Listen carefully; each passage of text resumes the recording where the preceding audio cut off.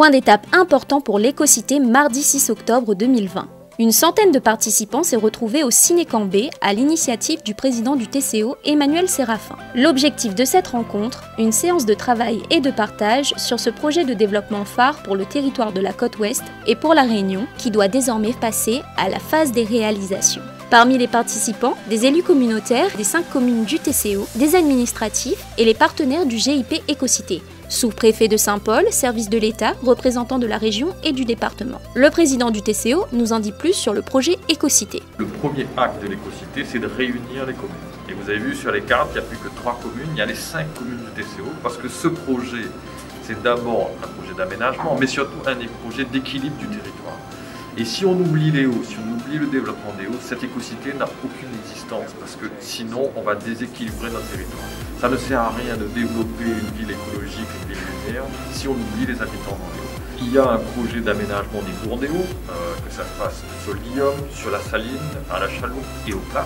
Habiter sur un territoire où vous êtes à proximité de l'emploi, à proximité des loisirs, à proximité du commerce, c'est ça l'enjeu de cette écocité pour éviter aussi tous ces grands déplacements qu'on a aujourd'hui.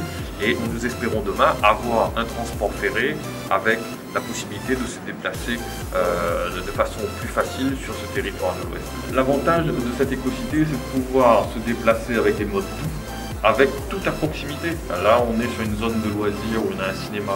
Et juste en face, ça va être la première zone d'aménagement, cette ZAC, cette zone d'aménagement concertée, où le premier plot, c'est 1700 logements ici, mais avec du tertiaire, on espère des sièges pour des entreprises qui vont s'implanter ici, dans cet espace aujourd'hui qui a toutes les qualités et la capacité d'accueillir ces entreprises, pour que demain, les habitants puissent aller à l'école à pied, aller au cinéma, aller faire ses courses dans un environnement très rapproché et sécurisé. Et c'est ça le grand défi de demain, éviter tous ces déplacements et être une ville écologique pour tous.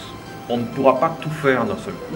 Il y a des séquences qui sont, sur lesquelles on travaille aujourd'hui pour qu'on puisse dès à présent lancer les premiers projets d'aménagement, parce qu'aujourd'hui on doit être dans la réalisation, on doit être dans le champ, parce que le tissu économique en a besoin, mais aussi que toutes ces années d'études voient enfin une concrétisation pour que les zones d'activité, parce qu'il y a beaucoup d'espaces d'activité, les entreprises demandent ces espaces pour s'implanter. Vous savez que l'Ouest est l'une des zones les plus attractives de la Réunion.